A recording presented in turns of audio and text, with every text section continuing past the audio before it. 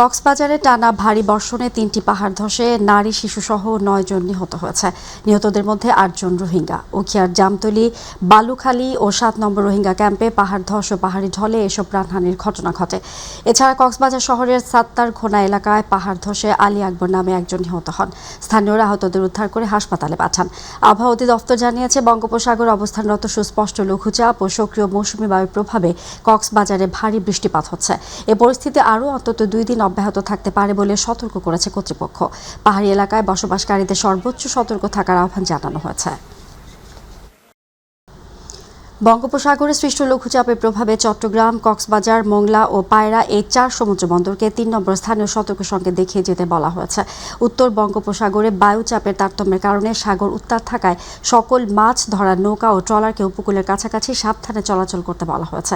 এই বৈরী আবহাওয়ার কারণে রাজধানী সহ দেশের বিভিন্ন স্থানে দমকা হাওয়া সহ হালকা থেকে মাঝারি ধরনের বৃষ্টি বা বজ্র বৃষ্টি অব্যাহত রয়েছে। হাফিজা খানম জুথি রিপোর্ট। বৈরী আবহাওয়ার কারণে উপকূলীয় জেলা বরগুনার পায়রা সমুদ্র বন্দর ও বিষখালী নদী বন্দরকে 3 নম্বর স্থানীয় সতর্ক সংকেত দেখিয়ে যেতে বলা হয়েছে। নদীর পানি বৃদ্ধি পাওয়ায় চরম আতঙ্কে রয়েছে পায়রা, বিষখালী ও বলেশ্বর নদী তীরবর্তী এলাকার মানুষ। বৈরী আবহাওয়ার কারণে গভীর সমুদ্রে মাছ ধরতে না পেরে হাজারো জেলে ও ট্রলার উপকূলে ফিরে এসেছেন। এতে জেলে, শ্রমজীবী ও দিন মজুরদের জীবিকা অনিশ্চয়তার মুখে পড়েছে। এদিকে চট্টগ্রাম নগরীতে টানা বৃষ্টিতে জনজীবনে দুর্ভোগ নেমে এসেছে। গতকাল সকাল থেকে থেমে থেমে হালকা ও মাঝারি বৃষ্টিপাতের কারণে কর্মজীবী মানুষকে ভোগান্তিতে পড়তে হয়। পতেঙ্গা আবহাওয়া অফিস জানিয়েছে, গত 24 ঘন্টায় 36.2 মিলিমিটার বৃষ্টিপাত রেকর্ড করা হয়েছে। আজও চট্টগ্রামের কোথাও কোথাও মাঝারি থেকে অতি ভারী বর্ষণের সম্ভাবনা রয়েছে। বঙ্গোপসাগরের সৃষ্ট মৌসুমী নিম্নচাপের প্রভাবে পটুয়াখালীর কলাপাড়া উপকূলীয় এলাকায় গত 3 দিন ধরে মাঝারি ও মুষলধারে বৃষ্টিপাত অব্যাহত রয়েছে। 24 ঘন্টায় এই উপজেলায় 25 মিলিমিটার বৃষ্টিপাত রেকর্ড করেছে আবহাওয়া অফিস। পরবর্তী নির্দেশ না দেওয়া পর্যন্ত মাছ ধরা নৌকা ও ট্রলার সমূহকে নিরাপদ আশ্রয়ে থাকতে বলা হয়েছে। অন্যদিকে নিম্নচাপের প্রভাবে পটুয়াখালীর রাঙ্গাবালী উপজেলায় 24 ঘন্টায় 62.6 মিলিমিটার বৃষ্টিপাত রেকর্ড করেছে আবহাওয়া অফিস। টানা বৃষ্টিতে ভোগান্তিতে পড়েছে নিম্ন আয়ের খেটে খাওয়া মানুষ। পায়রা, চট্টগ্রাম, কক্সবাজার ও মোংলা সমুদ্র বন্দরকে 3 নম্বর স্থানীয় সতর্ক সংকেত দেখিয়ে যেতে বলা হয়েছে। পরবর্তী নির্দেশ না দেওয়া পর্যন্ত মাছ ধরা নৌকা ও ট্রলার সমূহকে নিরাপদ আশ্রয়ে থাকতে বলা হয়েছে। হাফিজা খানম জুথি, মাই টিভি নিউজ ডেস্ক। দর্শক, বঙ্গোপসাগরে সৃষ্ট লঘুচাপের 3 নং সতর্ক সংকেত পরিস্থিতি নিয়ে আরও বিস্তারিত জানাতে বরগুনায় এই মুহূর্তে আছেন সহকর্মী শরীফুল ইসলাম স্বপন। আমরা সরাসরি যুক্ত হচ্ছি তার সাথে। আমি এখন দাঁড়িয়েছি বরগুনা সদর উপজেলার ফুলজুরি বাজারে বিষখালী নদীর কিনারে। আমি এই যে বৈরী আবহাওয়া অফিস যে তথ্যটি জানিয়েছেন 3 নম্বর সতর্ক সংকেত, আর এই 3 নম্বর সতর্ক সংকেত জানার পরপরই যে ফুলজুরির আমি যে বিষয়টি আপনাদেরকে দেখাচ্ছি, যে ভেরিবাদের বাইরে যেসব বাসিন্দারা রয়েছেন তারা আতঙ্কে রয়েছেন যে স্বাভাবিক জোয়ারের চেয়ে যদি 3-4 ফুট পানি বৃদ্ধি পায় তাহলে তাদের ঘর তলিয়ে যাবে এবং ভাসিয়ে নেবে তাদের মালামাল। এ নিয়ে তারা আতঙ্কে রয়েছেন। এই বৈরী আবহাওয়ার কারণে ফুলজুরি ব্যবসায়ীরাও আতঙ্কে আছেন। তারা এখানে লক্ষ লক্ষ টাকার মালামাল নিয়ে তাদের ভেসে যায় পানির স্বাভাবিক জোয়ারে। এখানে একান্তভাবে ভেরিবাদ এবং বানবাসীদের জন্য একান্ত ভেরিবাদ প্রয়োজন। তবে আমি আরেকটু কথা আপনাকে জানাতে চাই যে আপনার মাধ্যমে, যে বরগুনায় 805 কিলোমিটার ভেরিবাদের মধ্যে 44 কিলোমিটার ভেরিবাদ ঝুঁকিতে রয়েছে। এছাড়াও 14 কিলোমিটার ভেরিবাদের বাইরে অত্যন্ত ঝুঁকি রয়েছেন। তবে আমি একটা কথাই বলতে চাই, বৈরী আবহাওয়া আসলে বরগুনায় জেলেদের মধ্যেও একটি আতঙ্ক বিরাজ করে। 58 দিন জেলেরা এই যে অবরোধের পরে নদীতে গিয়েছেন বুক ভরা আশা নিয়ে, ফিরেছেন নৈরাশ হয়ে। এমনটাই জানিয়েছেন জেলেরা যে তারা ঋণগ্রস্ত হয়ে বিপদে পড়েছেন, খালি হাতে ফিরেছেন। আবহাওয়ার সংকেত পাওয়ার পরপরই বরগুনার 80% জেলারাই কিনারে পৌঁছেছেন এবং সতর্ক অবস্থান নিয়েছেন। তবে এই ছিল আমার কাছে আবহাওয়ার সর্বশেষ তথ্য। স্বপন, আপনাকে ধন্যবাদ। বর্ষা শুরু হতেই পাহাড় ধসের শঙ্কায় উদ্বিগ্ন বান্দরবানের পাহাড়ি এলাকার মানুষ। স্থানীয়দের অভিযোগ, টানা বৃষ্টির পাশাপাশি অবৈধ পাহাড় কাটার কারণে এবার ঝুঁকি আরও বেড়েছে। বান্দরবান প্রতিনিধি মোহাম্মদ তুহিন হোসাইনের পাঠানো তথ্যচিত্রে তামান্না সাদিকার রিপোর্ট। টানা বর্ষণে পাহাড় ধসের আশঙ্কায় আতঙ্কে দিন কাটাচ্ছেন বান্দরবনের পাহাড়ি এলাকার বাসিন্দারা। সবচেয়ে বেশি উদ্বেগে রয়েছেন পাহাড়ের পাদদেশে বসবাসকারী পরিবারগুলো। স্থানীয়দের অভিযোগ বালাঘাটা, কালাঘাটা, ইসলামপুর, বনরূপা, ক্যাচিংঘাটা, লাঙ্গিপাড়া সহ বিভিন্ন এলাকায় দীর্ঘদিন ধরে অবৈধভাবে পাহাড় কেটে নির্মাণ করা হচ্ছে বসতঘর ও নানা স্থাপনা। এতে পাহাড়ের স্বাভাবিক গঠন দুর্বল হয়ে ধসের ঝুঁকি বাড়ছে। পাহাড় কাটা এটা ঝুঁকিপূর্ণ। এটা যখন পাহাড় কাটা হয়, পাহাড় ধসে অনেক মানুষ ক্ষয়ক্ষতি হয়, মারা যায়। বর্ষাকালে আমাদের একটা ভয়ের মধ্যে থাকতে হয় আর কি। অনেক সময় পাহাড় ভেঙে অনেক মানুষও মারা গেছে, এরকম অ্যাভেলেবেল রেকর্ডও আছে। এই পাহাড়গুলা কাটার কারণে আমাদের ভূমিধস বেশি বেড়ে যাচ্ছে। প্রশাসনের দৃষ্টি আকর্ষণ করব যে অতি দ্রুত অবৈধ মাটি কাটা বন্ধ করার বিষয় নিয়ে তাদের দ্রুত পদক্ষেপ নেওয়ার জোর দাবি জানাচ্ছি। পরিবেশ অধিদপ্তর বলছে, পাহাড় কাটার খবর পেলে প্রশাসনের সহযোগিতায় মোবাইল কোর্ট পরিচালনা করা হচ্ছে। অবৈধ পাহাড় কর্তনের বিরুদ্ধে নিয়মিত অভিযানও অব্যাহত রয়েছে। যেখানে আমরা পাহাড় কর্তনের খবর পাচ্ছি, আমরা দ্রুত আমাদের আইনগত ব্যবস্থা নিচ্ছি। আমাদের এনফোর্সমেন্ট কার্যক্রম চলমান আছে। জেলা প্রশাসন জানায়, বর্ষাকালে পাহাড় কাটার প্রবণতা বেড়ে যায়। এতে ড্রেন ভরাট হয়ে জলাবদ্ধতার পাশাপাশি পাহাড় ধসের ঝুঁকিও বাড়ে। তাই ঝুঁকিপূর্ণ এলাকায় বসবাসকারীদের নিরাপদ স্থানে সরে যাওয়ার আহ্বান জানানো হয়েছে। বর্ষাকালে পাহাড় কাটার ফলে আমাদের যে পৌরসভার ড্রেনগুলি আছে সেগুলো কিন্তু ভরাট হয়ে যায়। ভরাট হয়ে রাস্তার উপর দিয়ে আপনার পাহাড়ের পানিগুলি প্লাবিত হয়, যার ফলে প্রায়শই আমাদের এই বান্দরবান পৌরসভার জলাবদ্ধতার সৃষ্টি হয়। পাশাপাশি জেলা প্রশাসনের পক্ষ থেকে মাঝে মধ্যে মোবাইল কোর্ট পরিচালনা করা হয়। যারা এই পাহাড় কাটার কাজের সাথে সম্পৃক্ত তাদেরকে আইনের আওতায় নিয়ে আসা হয়, জরিমানা করা হয়। বিশেষজ্ঞদের মতে, অবৈধ পাহাড় কাটা বন্ধ না হলে টানা বর্ষণে বড় ধরনের পাহাড় ধসের আশঙ্কা থেকেই যাবে। তাই প্রাণহানি এড়াতে এখনই কার্যকর পদক্ষেপ নেয়ার দাবি স্থানীয়দের। তামান্না সাদিকা, মাই টিভি। 2 দিনে টানা বর্ষণেও চট্টগ্রাম নগরীতে কোথাও উল্লেখযোগ্য জলাবদ্ধতা সৃষ্টি না হওয়ায় সন্তোষ প্রকাশ করেছেন চট্টগ্রাম সিটি কর্পোরেশনের মেয়র ডক্টর শাহাদাত হোসেন। নগরের বিভিন্ন এলাকা পরিদর্শন করে তিনি পানি নিষ্কাশন ব্যবস্থা, ড্রেনেজ কার্যক্রমের অগ্রগতি পর্যবেক্ষণ করেন। মেয়র বলেন, খাল, নালা ও ড্রেন নিয়মিত পরিষ্কার, পানি প্রবাহের প্রতিবন্ধকতা অপসারণ এবং সার্বক্ষণিক মনিটরিংয়ের ফলেই বড় ধরনের জলাবদ্ধতা সৃষ্টি হয়নি। তিনি খাল, নালা ও ড্রেনে ময়লা আবর্জনা না ফেলার আহ্বান জানান এবং বর্ষা মৌসুম জুড়ে নিয়মিত তদারকি অব্যাহত রাখার নির্দেশ দেন। জুলাই গণঅভ্যুত্থানের দ্বিতীয় বর্ষপূর্তি উপলক্ষে জাতীয় নাগরিক পার্টি এনসিপির মাসব্যাপী জুলাই পদযাত্রা কর্মসূচি উদ্বোধন হয়েছে গাজীপুরের কালীগঞ্জে। বিকাল 4টায় কালীগঞ্জ বাস স্ট্যান্ডে আয়োজিত বিশাল সমাবেশের মাধ্যমে কর্মসূচিটি শুরু হয়, যেখানে দলটির আহ্বায়ক ও বিরোধী দলীয় চিফ হুইপ নাহিদ ইসলাম সহ কেন্দ্রীয় নেতারা উপস্থিত ছিলেন। সারা দেশের 64 জেলা এবং 61টি উপজেলা ও পৌরসভায় মাসব্যাপী এই পদযাত্রা অনুষ্ঠিত হওয়ার কথা রয়েছে। খাগড়াছড়ির পানছড়িতে সশস্ত্র সন্ত্রাসীদের হামলায় গুলিবিদ্ধ হয়ে 3 জন নিহত হয়েছেন। বেলা 11:30টার দিকে উপজেলার 2 নম্বর চেঙ্গি ইউনিয়নের আওতাধীন মধুমঙ্গলপাড়া নামক এলাকায় ঘটনাটি ঘটে। পানছড়ি থানা পুলিশ জানায়, বিভিন্ন সূত্র থেকে মধুমঙ্গলপাড়া এলাকায় গুলিবিদ্ধ হয়ে 3 জন নিহত হওয়ার খবর পেয়ে ঘটনাস্থলে পুলিশ পৌঁছে। বেশ কয়েক মাস থেকে পানছড়িতে পার্বত্য চট্টগ্রাম জনসংহতি সমিতি এবং United Peoples Democratic Front Prasit গ্রুপের মধ্যে আধিপত্য বিস্তার নিয়ে থেমে থেমে সংঘর্ষ চলছে।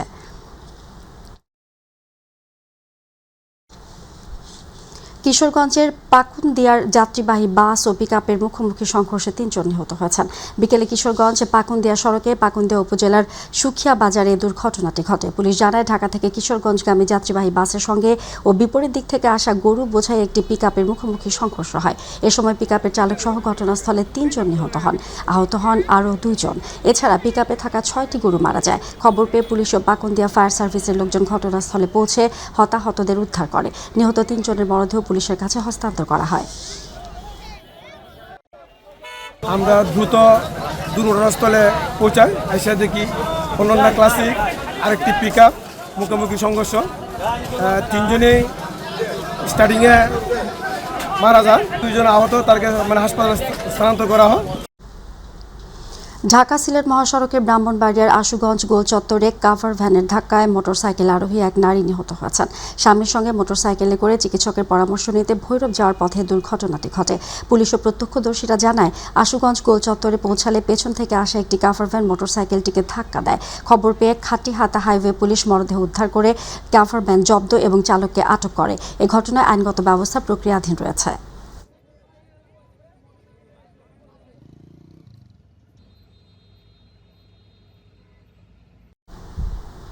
মৌলভীবাজারের রাজনগরে নিখোঁজের প্রায় ২০ দিন পর বাড়ির উঠান থেকে এক গৃহবধূর মাটি চাপা দেয়া মরদেহ উদ্ধার করেছে পুলিশ। এই ঘটনায় স্বামী ও তার এক আত্মীয়কে গ্রেফতার করা হয়েছে। দুপুরে নির্বাহী ম্যাজিস্ট্রেটের উপস্থিতিতে বাড়ির উঠান খুঁড়ে জায়দা বেগমের মরদেহ উদ্ধার করে পুলিশ। পুলিশ জানায়, গত ৩ জুলাই নিখোঁজের জিডির সূত্র ধরে নিহতের স্বামী আলমগীর আলীকে জিজ্ঞাসাবাদ করা হলে স্ত্রীকে হত্যার পর মরদেহ পুঁতে রাখার কথা স্বীকার করেন। পুলিশ সুপার জানিয়েছেন, প্রাথমিকভাবে পারিবারিক কলহের জেরে হত্যাকাণ্ডের ঘটনা ঘটেছে বলে ধারণা করা হয়েছে। তবে তদন্ত শেষে মৃত্যুর প্রকৃত কারণ নিশ্চিত হওয়া যাবে। তার বাড়ির উঠানেই লাশ দাফন করেছে, দাফন বলতে পুঁতে রেখেছে। পরবর্তীতে আমরা এক্সিকিউটিভ ম্যাজিস্ট্রেটের সাথে নিয়ে তাকে তার দেখানো মতেই তার জায়গা যেখানে দেখিয়ে দিচ্ছে সেখানে আমরা মাটি খুঁড়ে লাশটা উদ্ধার করেছি। এই খুনের পিছনে আসলে মোটিভ কী ছিল, কেন এই হত্যা করা হয়েছে এখন পর্যন্ত আমরা জানতে পারিনি। তবে আমরা ধারণা করছি যে এটা দাম্পত্য কলহ থেকেই এই হত্যাকাণ্ড হতে পারে। ময়মনসিংহ নগরের একটি ভাড়া বাসায় রাজীব আহমেদ নামের এক যুবককে গলা কেটে হত্যার ঘটনায় মামলা হয়েছে। নিহতের বাবা বাদী হয়ে বাড়ির মালিক সহ 11 জনের নাম উল্লেখ করে এবং অজ্ঞাত পরিচয় আরও 3 থেকে 4 জনকে আসামি করে হত্যা মামলা করেছেন। নিহত রাজীবের বাবা এজাহারে উল্লেখ করেন, প্রায় 15 দিন আগে রাজীব RK মিশন রোডে একটি বাসা ভাড়া নিয়ে একা বসবাস শুরু করেন। বাসা নেওয়ার কয়েকদিনের মধ্যে বাড়ির মালিক পারুল বেগমের সঙ্গে বিভিন্ন বিষয় নিয়ে তার বিরোধ শুরু হয়। এক পর্যায়ে বাড়ির মালিক তাকে দ্রুত বাসা ছেড়ে দিতে বলেন। তিনি সময় চাইলেও বাড়ির মালিক ও তার ছেলেরা নিয়মিত ভয় ভীতি ও প্রাণনাশের হুমকি দিয়ে আসছিলেন বলে অভিযোগ করা হয়। সকাল 9:30 থেকে 10টার মধ্যে বাসা ছাড়াকে কেন্দ্র করে আবারও বাকবিতণ্ডা শুরু হয় গতকাল। পরে বাড়ির মালিক ও তার ছেলেদের সঙ্গে অন্য আসামিরা রাজীবের কক্ষে ঢুকে তাকে ধারালো অস্ত্র দিয়ে আঘাত করে হত্যা করে চলে যান। যাপন করছে, তারপর এক পর্যায়ে তাদের কি নিয়ে কথাবার্তা হয়েছে, তারপরে আর কি তারই এক ভাই, ফুফাতো ভাই, যার নাম শুভ, সেও আহত। বাকি কাজ করতে নির্দেশ যা ঝামেলা থাকে ফোন দিয়ে বলতেছে রুবের বাইরে তো মাইরে ফেলছে, কি কও ভাই জামি নাকি। পরে শুনি তারা জব করছে, পরে শুনি ঘটনা সকাল 10টা। রুবেল আগা থেকে ভালো হয়ে গেছে, সন্তান দীক্ষা মা আমি অনেক ভালো হয়েছি। এই সংক্রান্তে আমরা কিছু তথ্য পেয়েছি, আমরা সেই অনুযায়ী আমাদের গোয়েন্দা তথ্যের ভিত্তিতে যাচাই বাছাই করে আমরা দ্রুততর সময়ের মধ্যেই আমরা এই হত্যাকাণ্ডের রহস্য উন্মোচন করতে পারবো বলে আশা করি। নওগাঁয় মাদকাসক্ত ছেলের মারধরে বাবা হাতাব সরকার নিহত হয়েছেন। সোমবার ভোরে নওগাঁ শহরের বনানী পাড়ায় এই ঘটনাটি ঘটে। ঘটনার পর অভিযুক্ত ছেলে সুমন পলাতক রয়েছে। নিহত হাতাব সরকার পেশায় একজন রিকশা চালক ছিলেন। পরিবার ও পুলিশ সূত্রে জানা যায়, মাদকাসক্ত ছেলেকে নিয়ে পারিবারিক কলহ চলছিল। রোববার রাতে সুমন বাবার ঘরে শুয়ে পড়ে এবং পরবর্তীতে উত্তেজিত হয়ে তাকে মারধর ও ইট দিয়ে আঘাত করে। এতে ঘটনাস্থলেই তার মৃত্যু হয়। পুলিশ মরদেহ উদ্ধার করে নওগাঁ 225 শয্যা হাসপাতালে পাঠিয়েছে এবং আসামিকে আটকের চেষ্টা চলছে। সরকার দেশের শিল্প খাতে জ্বালানি সংকট নিরসনে প্রয়োজনীয় পদক্ষেপ গ্রহণ করেছে বলে জানিয়েছেন বাণিজ্য শিল্পমন্ত্রী খন্দকার আব্দুল মুকতাদির। চট্টগ্রামের সীতাকুণ্ডে বিভিন্ন শিপ ব্রেকিং ইয়ার্ড পরিদর্শন শেষে তিনি বলেন, জ্বালানি সংকট দীর্ঘদিনের সমস্যা, যা তাৎক্ষণিকভাবে সমাধান সম্ভব নয়। তবে শিল্প উৎপাদন সচল রাখতে সরকার ধারাবাহিকভাবে কাজ করে যাচ্ছে। মন্ত্রী বলেন, পরিবেশ বান্ধব ও আন্তর্জাতিক মানসম্পন্ন শিপ রিসাইক্লিং শিল্প গড়ে তুলতে সব ইয়ার্ডকে গ্রিন লাইসেন্সের আওতায় আসতে হবে। ব্যবসায়ীরা কোনো ধরনের প্রতিবন্ধকতার মুখোমুখি হলে তা দ্রুত সমাধানে প্রশাসন আইন শৃঙ্খলা বাহিনীকে প্রয়োজনীয় নির্দেশনা দেওয়া হবে বলেও জানান তিনি। আন্তর্জাতিক মানের মান অর্জন করে এখানে ব্যবসা পরিচালনা করতে হবে। আমাদের ইয়ার্ডগুলি যেন অনেকগুলি ইয়ার্ড ড্রামাটিক্যালি উন্নতি করেছে এবং গ্রিন লাইসেন্স এখন এই মুহূর্তে 31টা গ্রিন লাইসেন্সধারী প্রতিষ্ঠান আছে, লাইসেন্সধারী প্রতিষ্ঠান আছে। দিনাজপুরের ফুলবাড়িতে 29 বিজিবি সীমান্তে চোরাচালান প্রতিরোধে অভিযান চালিয়ে ভারতীয় নেশাজাতীয় ট্যাবলেট আটক করেছে। ফুলবাড়ি ব্যাটালিয়ন 29 বিজিবির অধিনায়ক লেফটেন্যান্ট কর্নেল মোহাম্মদ আরিফুজ্জামান জানান, সীমান্ত এলাকায় চোরাচালান বিরোধী অভিযান পরিচালনা করে 2050 পিস ভারতীয় নেশাজাতীয় ট্যাবলেট মালিকবিহীন অবস্থায় আটক করা হয়, যার আনুমানিক মূল্য 1,64,000 টাকা। তিনি আরও জানান, সীমান্তে চোরাচালান প্রতিরোধে বিজিবির অভিযান অব্যাহত রয়েছে এবং ভবিষ্যতেও এ ধরনের কার্যক্রম জোরদার করা হবে।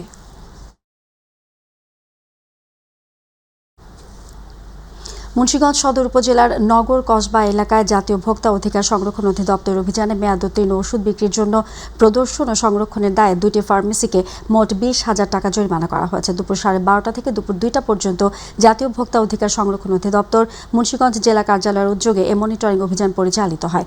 অভিযান পরিচালনা করেন জাতীয় ভোক্তা অধিকার সংরক্ষণ অধিদপ্তর মুন্সিগঞ্জ জেলা কার্যালয়ের সহকারী পরিচালক আসিফ আল আজাদ। একই অভিযানে তিনি ড্রাগ হাউসে মেয়াদোত্তীর্ণ ওষুধ বিক্রির জন্য প্রদর্শন ও সংরক্ষণের অভিযোগ অভিযোগ প্রমাণিত হয় প্রতিষ্ঠানটির মালিক তপন রায়কে 5,000 টাকা জরিমানা করা হয়।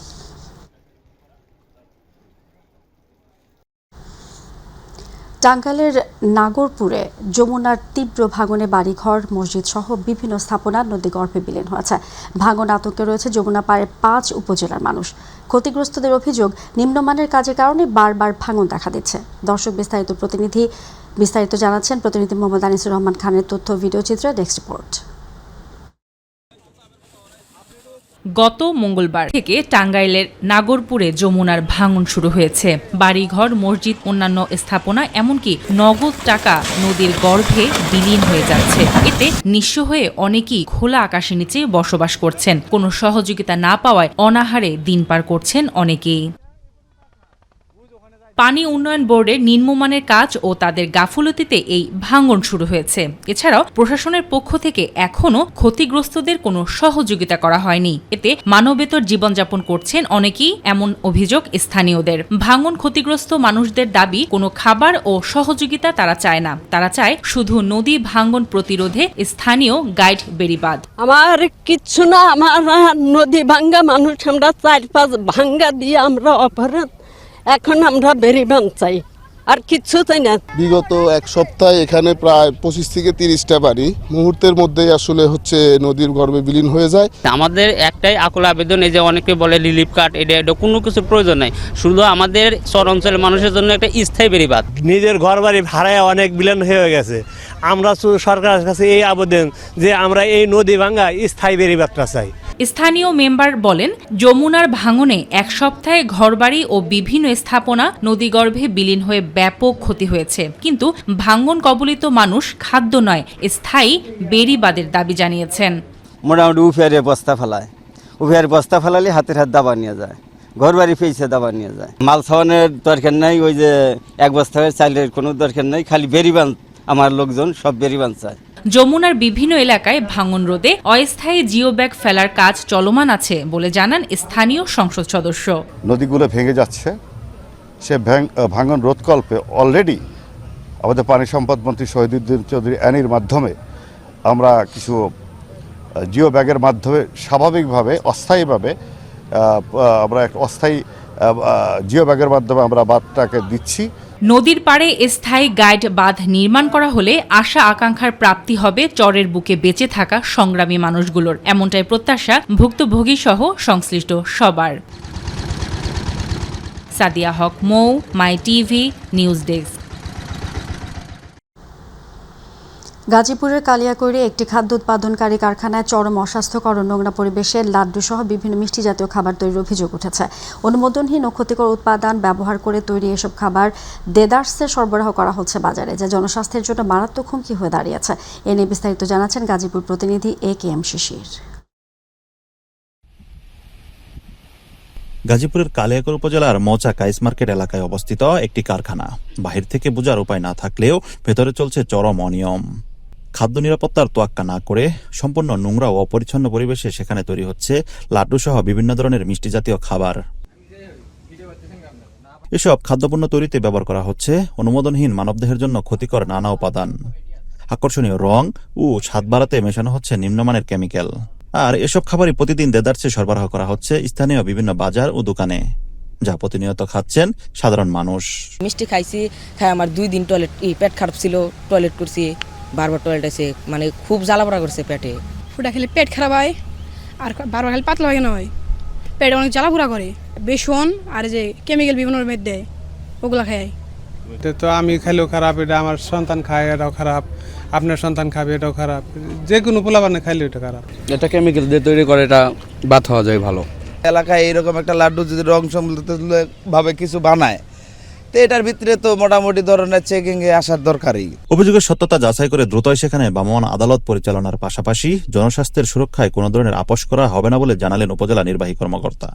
শীঘ্রই অভিযান করব, যদি তাদের কাগজপত্র না থাকে এবং বিএসটিআই যদি বলে যে তাদের হচ্ছে অস্বাস্থ্যকর পরিবেশে খাদ্য তৈরি করছে, শিশু খাদ্য সহ, তাহলে আমরা অবশ্যই তাদের বিরুদ্ধে ব্যবস্থা গ্রহণ করব, প্রয়োজনে সিলগালা করব। মুনাফালোভী চক্রের এমন অপতৎপরতা বন্ধে শুধু আশ্বাস নয়, বরং দ্রুত কার্যকর অভিযান ও দৃষ্টান্তমূলক শাস্তির দাবি জানিয়েছেন স্থানীয় সচেতন মহল। একেএম শিশির, মাই টিভি, গাজীপুর।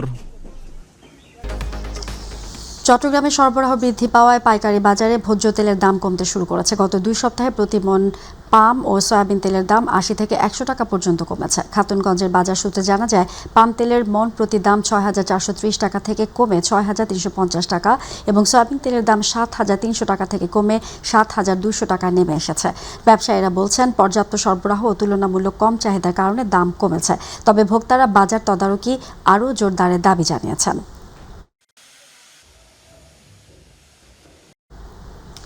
ময়মনসিংহ সিটি কর্পোরেশনের 2026-27 অর্থ বছরে 822 কোটি 30 লাখ টাকার বাজেট ঘোষণা করা হয়েছে। সোমবার দুপুরে শহীদ শাহাবুদ্দিন মিলনায়তনে আয়োজিত অনুষ্ঠানে সিটি প্রশাসক রকুনুজ্জামান রোকন বাজেট ঘোষণা করেন। তিনি জানান, রাজস্ব খাতে 146 কোটি 27 লাখ টাকা এবং উন্নয়ন খাতে 676 কোটি 3 লাখ টাকা বরাদ্দ রাখা হয়েছে। এছাড়া 2025-26 অর্থ বছর সংশোধিত বাজেট ছিল 643 কোটি 79 লাখ টাকা এবং ব্যয় ধরা হয়েছে 790 কোটি 11 লাখ টাকা।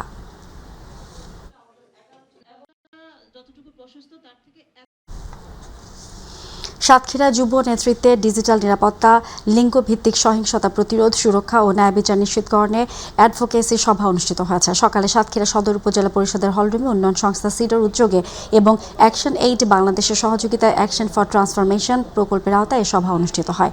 সিডার প্রধান নির্বাহী পরিচালক শ্যামল কুমার বিশ্বাসের সভাপতিত্বে সভায় প্রধান অতিথি ছিলেন সদর উপজেলা নির্বাহী কর্মকর্তা অর্ণব দত্ত। এ সময় আর উপস্থিত ছিলেন জেলা তথ্য অফিসার জাহারুল ইসলাম, উপজেলা মাধ্যমিক শিক্ষা অফিসার মোহাম্মদ আবুল হোসেন, মহিলা বিষয়ক অধিদপ্তরের প্রোগ্রাম অফিসার ফাতেমাতুজ জোহরা, সদর থানার এসআই মমতাজ খাতুন।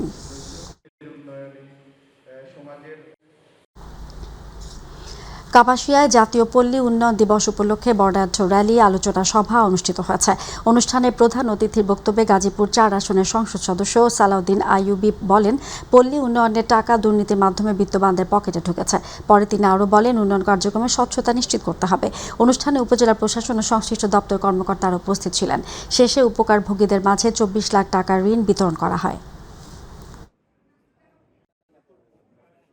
68% মানুষ যদি উন্নত হয় তাহলেই তো বাংলাদেশ সমৃদ্ধ হবে। এজন্য এবারের বাজেটে প্রায় 37,000 কোটি টাকা শুধুমাত্র পল্লী উন্নয়নের জন্য রাখা হয়েছে। কিন্তু দুঃখজনক হলেও সত্য, সময় সময় এই বাজেট নানাভাবে অপচয় হয়েছে। দুর্নীতির মাধ্যমে আপনার পকেটের টাকা যিনি বিত্তবান তাদের পকেটে ঢুকেছে। জাতীয় পল্লী উন্নয়ন দিবস উপলক্ষে রংপুরে র্যালি, আলোচনা সভা, উপকারভোগীদের মাঝে ঋণের চেক এবং গাছের চারা বিতরণ করা হয়েছে। সকালে জেলা প্রশাসক কার্যালয় প্রাঙ্গণ থেকে র্যালি বের হয়ে নগরীর গুরুত্বপূর্ণ সড়ক প্রদক্ষিণ করে। পরে শিল্পকলা একাডেমি মিলনায়তনে জেলা প্রশাসক মোহাম্মদ রুহুল আমিনের সভাপতিত্বে আলোচনা সভা অনুষ্ঠিত হয়। এতে প্রধান অতিথি ছিলেন বিভাগীয় কমিশনার শহীদুল ইসলাম। বিশেষ অতিথি হিসেবে বক্তব্য দেন বিআরডিবির যুগ্ম পরিচালক শহীদুর রহমান সুমন।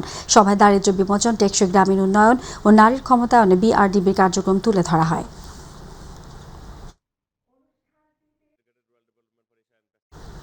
ঝিনাইদহের মহেশপুরে জাতীয় পল্লী উন্নয়ন দিবস উপলক্ষে র্যালি ও আলোচনা সভা অনুষ্ঠিত হয়েছে। সকালে উপজেলা পরিষদ মিলনায়তনে উপজেলা প্রশাসন ও বাংলাদেশ পল্লী উন্নয়ন বোর্ড যৌথভাবে এ অনুষ্ঠানের আয়োজন করে।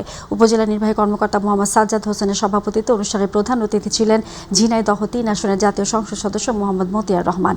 আলোচনা সভায় বক্তারা গ্রামীণ অর্থনীতির উন্নয়ন, টেকসই পল্লী গঠন এবং সরকারের বিভিন্ন উন্নয়নমূলক কর্মকাণ্ডের উপর আলোকপাত করেন।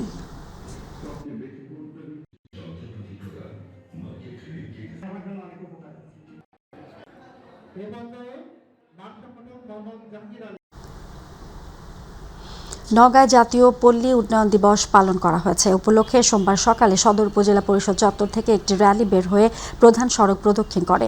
পরে উপজেলা অডিটোরিয়ামে আলোচনা সভা অনুষ্ঠিত হয়। অনুষ্ঠানে প্রধান অতিথি ছিলেন নওগাঁ জেলা প্রশাসক মোহাম্মদ সাইফুল ইসলাম। এ সময় জেলা ও উপজেলা প্রশাসনের কর্মকর্তারা উপস্থিত ছিলেন।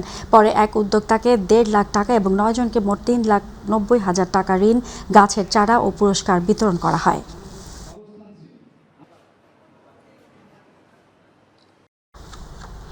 পটুয়াখালীর বাউফলে জাতীয় পল্লী উন্নয়ন দিবস উপলক্ষে বর্ণাঢ্য র্যালি, আলোচনা সভা ও কুইজ প্রতিযোগিতা অনুষ্ঠিত হয়েছে। উপজেলা পরিষদ চত্বর থেকে র্যালি বের হয়ে পৌর শহরের প্রধান সড়ক প্রদক্ষিণ শেষে একই স্থানে এসে শেষ হয়। পরে উপজেলা পরিষদ মিলনায়তনে আলোচনা সভা অনুষ্ঠিত হয়। অনুষ্ঠানে পল্লী উন্নয়ন কিশোরী সংঘের কুইজ প্রতিযোগিতায় বিজয়ী 3 জনকে ক্রেস্ট এবং 18 বছর পূর্ণ হওয়ায় 26,000 টাকা প্রণোদনা দেওয়া হয়।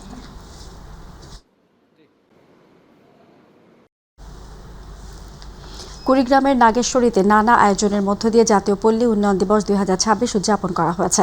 এ উপলক্ষে একটি বর্ণাঢ্য র্যালি উপজেলা চত্বর থেকে বের হয়ে উপজেলা শহরের গুরুত্বপূর্ণ সড়ক প্রদক্ষিণ করে। পরে উপজেলা পরিষদ অডিটোরিয়ামে আলোচনা সভা ও গাছের চারা বিতরণ করা হয়। সরকারি কমিশনার ভূমি বদরুজ্জামান রিশাদের সভাপতিত্বে এ সময় আলোচনা সভায় বক্তব্য রাখেন বিআরডিবি কর্মকর্তা গোলাম মোস্তফা, উপজেলা বিএনপি সভাপতি গোলাম রসুল রাজা, উপজেলা জামায়াতের আমির আব্দুল মান্নান সহ অনেকে।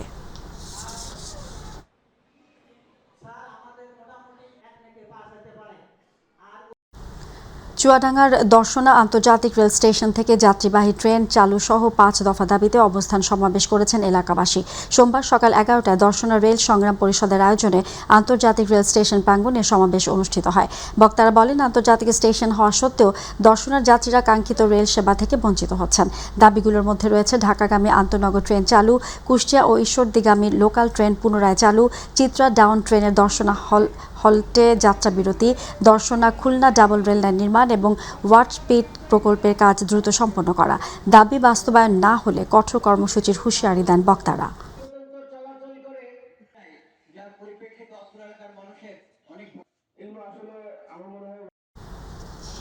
2025-2026 অর্থ বছরের খরিফ 2-2026 মৌসুমে কৃষি প্রণোদনা কর্মসূচির আওতায় টাঙ্গাইলের ধনবাড়িতে ক্ষুদ্র ও প্রান্তিক কৃষকদের মাঝে বিনামূল্যে বীজ ও সার বিতরণ করা হয়েছে। সোমবার সকালে উপজেলা কৃষি অফিসের আয়োজনে উপজেলা মডেল মসজিদের হলরুমে এই উপলক্ষে আলোচনা সভা অনুষ্ঠিত হয়। উপজেলা কৃষি কর্মকর্তা কৃষিবিদ মাসুদুর রহমানের সভাপতিত্বে অনুষ্ঠানের উদ্বোধন করেন উপজেলা নির্বাহী কর্মকর্তা মিস নুরজাহান আক্তার সাথী। কর্মসূচির আওতায় উপজেলার 1600 কৃষক কৃষানীর মাঝে আমন ধানের বীজ ও সার এবং 900 কৃষকের মাঝে গ্রীষ্মকালীন সবজির বীজ ও সার বিতরণ করা হয়।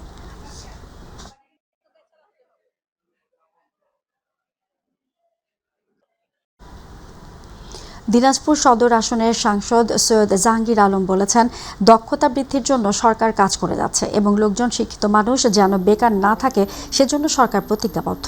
বেলা 12টায় শহরের ঘাসিপাড়াস্থ FPAB মিলনায়তনে দিনাজপুর শহর সমাজসেবা কার্যালয় কর্তৃক বেসরকারি এতিমখানায় ক্যাপিটেশন গ্রান্ট ও স্বেচ্ছাসেবী নিবন্ধিত সংস্থাসমূহের অনুদানের চেক বিতরণ অনুষ্ঠানে প্রধান অতিথির বক্তব্যে তিনি এসব কথা বলেন। অনুষ্ঠানে সভাপতিত্ব করেন জেলা সমাজসেবা কার্যালয়ের উপপরিচালক মোহাম্মদ আব্দুল মতিন।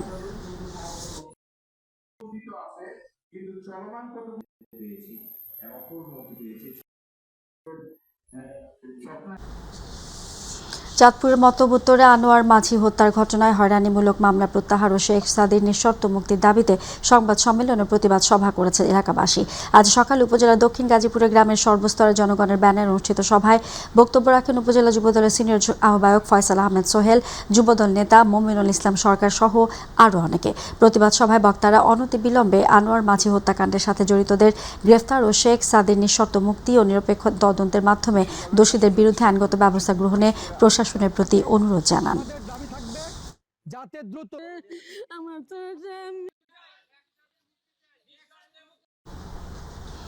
গাজীপুরে নূরের কণ্ঠে হামদ নাদ প্রতিযোগিতার পুরস্কার বিতরণ অনুষ্ঠান অনুষ্ঠিত হয়েছে। জয়দেবপুর নিয়ামত সড়ক এলাকায় আয়োজিত অনুষ্ঠানে সংগঠনের সভাপতি সবরাত হোসেন রুবেলের সভাপতিত্বে প্রধান অতিথি হিসেবে উপস্থিত ছিলেন গাজীপুর সিটি কর্পোরেশনের প্রশাসক শওকত হোসেন সরকার। অনুষ্ঠানের প্রতিযোগিতার বিজয়ীদের মাঝে পুরস্কার বিতরণ করা হয়। উপস্থিত অতিথিরা বলেন, এ ধরনের আয়োজন তরুণদের ধর্মীয় ও সাংস্কৃতিক চর্চা উৎসাহিত করবে।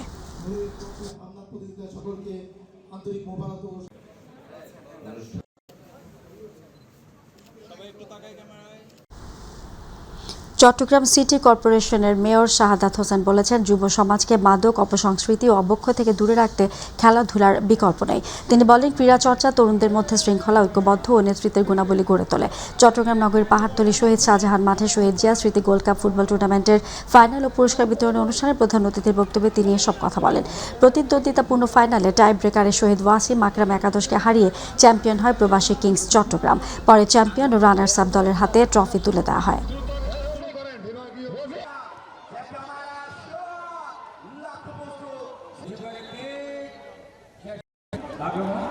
এবং সেই সাথে